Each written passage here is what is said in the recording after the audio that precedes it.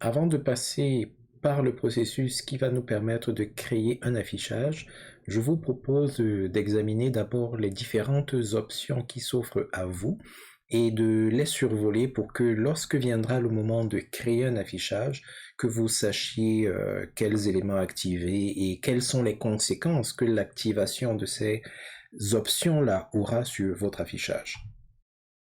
Donc, pas la plupart, la totalité des listes que vous créez viennent avec un affichage par défaut qui s'appelle tous les éléments.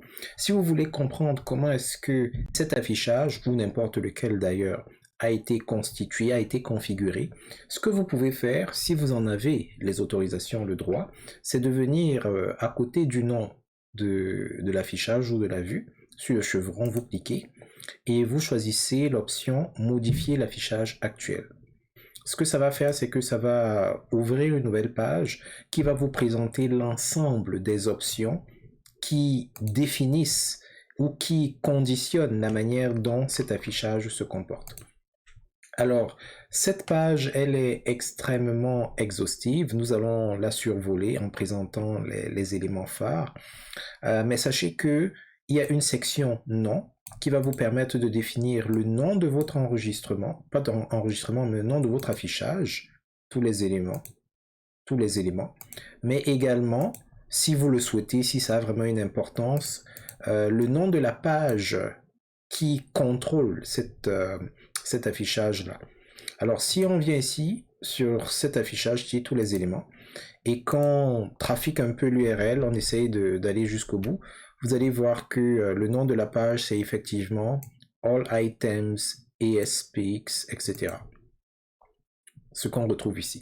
Alors, on ne va pas trop parler de ça. C'est parfois plus pertinent si vous êtes dans le contexte d'un site web SharePoint et où vous avez accès un peu plus facilement aux pages de votre site web. Mais c'est bon à savoir.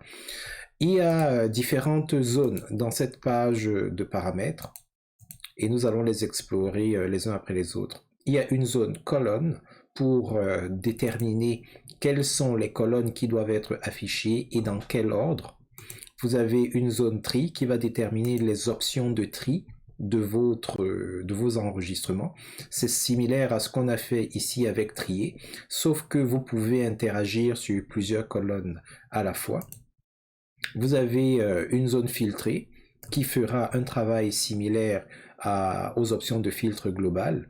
Et une des grosses différences entre les filtres globaux ou locaux et les filtres que vous allez manipuler ou les tris que vous allez manipuler ici, ainsi que les groupements, c'est que ce que vous faites dans cette page des paramètres, c'est pas définitif, c'est permanent. Voilà. Donc, chaque fois que vous aurez envie que ces paramètres-là soient utilisés, ils seront là, tandis que les manipulations que vous faites à partir de ces icônes-ci ou bien des colonnes, c'est temporaire.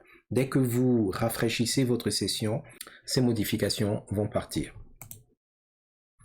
Donc, vous avez une zone pour la vue tabulaire, nous allons en parler. Alors, les groupements, c'est la même chose que les regroupements qui sont ici.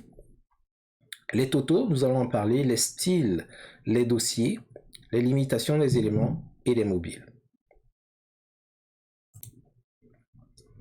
Une autre grosse différence entre les paramètres d'affichage qui sont ici et ceux avec lesquels vous pouvez interagir de manière globale ou locale, c'est que pour que ces paramètres puissent être pris en compte, il vous faudra toujours les valider. Donc, quelles que soient les manipulations que vous allez faire ici à l'intérieur de cette interface, tant que vous n'avez pas cliqué sur OK, le système ne va pas les prendre en compte. Tandis que dans les manipulations qui se font au niveau de ces icônes, c'est en général tactile, en ce sens que dès que vous cochez quelque chose, immédiatement, l'enregistrement, ou plutôt la liste va s'adapter, il va refléter ces changements. Il n'y a pas vraiment un bouton ou un mécanisme de validation autre que activer ou désactiver les options qui s'offrent à vous. Ici, c'est le bouton OK qui fera foi de tout.